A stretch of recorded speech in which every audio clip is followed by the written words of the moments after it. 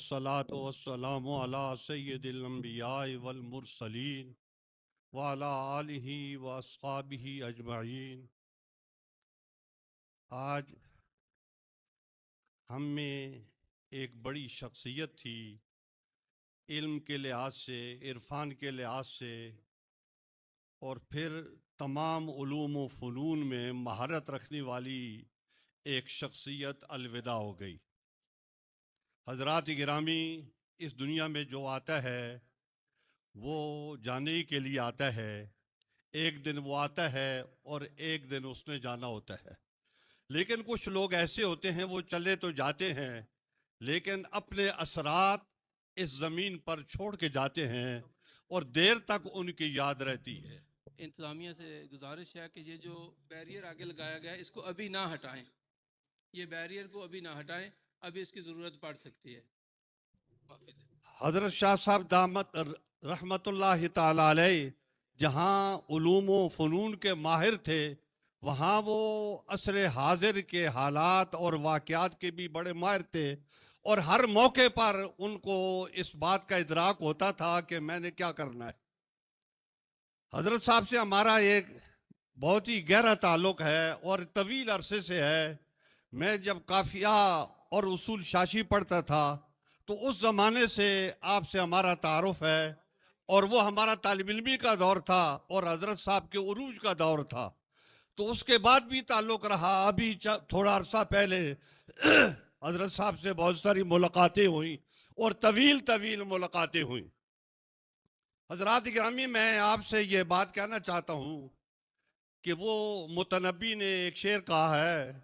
کہ مدت الدہور وما اتینا بمثلہ وَلَقَدْ أَتَى فَعَجَزْنَا عَنْ نُظَرَائِهِ، کہ وہ اپنے اس دور کے نابغہ اثر تھے، وہ اس دنیا سے اب تشریف لے گئے ہیں، لیکن وہ ان کے اثرات باقی رہیں گے، اور اپنے دور میں انہوں نے اپنی کوئی نظیر نہیں چھوڑی۔ تو یہ حضرت کا باکمال ہونے کا ایک درجہ ہے، ایک مقام ہے۔ اور پھر میں یہ بات بھی عرض کرتا ہوں کہ حضرت ابن عربی رحمت اللہ تعالی علیہ نے فصوص الحکم میں حضرت ہود علیہ السلام کی فصل کے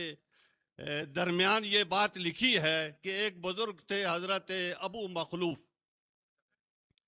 اور وہ بڑے کاملین اولیاء اللہ میں سے تھے، اور ان سے میری ملاقات ہوئی۔ پھر آپ نے فتوحات مکہ میں اس کی تشریح کی کہ میں نے خواب میں دیکھا کہ حضرت آدم علیہ السلام سے لے کر حضور اکرم صلی اللہ علیہ وبارک وسلم تک جتنے انبیاء کرام ہیں تو سارے ابو مخلوف کے ہاں تشریف فرمائے۔ میں نے حضرت ہود علیہ السلام سے پوچھا کہ یہ سارے حضرات کیوں تشریف لائے ہیں، تو انہوں نے فرمایا کہ ابو مخلوف جو ہیں وہ کاملین اولیاء اللہ میں سے ہیں، اور وہ جا رہے ہیں تو ان کی عیادت کے لیے آئے ہیں اور ان کے جنازے میں یہ شرکت کریں گے۔ تو حضرات گرامی، جتنے لوگ حاضر ہیں، میں اس بات کو بنیاد بنا کے یہ گزارش کروں گا کہ کوئی بعید نہیں ہے کہ آج حضور اکرم صلی اللہ علیہ وبارک وسلم اس عظیم شخصیت کے جنازے کو سرفراز فرمائے اپنی آمد سے۔ اور اس لیے بھی عرض کر رہا ہوں کہ ہمارے قریب میں ایک بستی ہے جو پورے عالم میں مشہور ہے، جس کو گولڑا شریف کہا جاتا ہے۔ اس بستی کے جو حقیقی بانی ہیں وہ اعلیٰ حضرت سید پیر میر علی شاہ مجدد گولوی رحمت اللہ تعالی علیہ ہیں۔ جب وہ اس دنیا سے تشریف لے گئے تو ان کے جنازے میں بھی جو خبریں ہیں اور میرے منیر میں بھی لکھی ہوئی ہیں کہ حضور اکرم صلی اللہ علیہ وبارک وسلم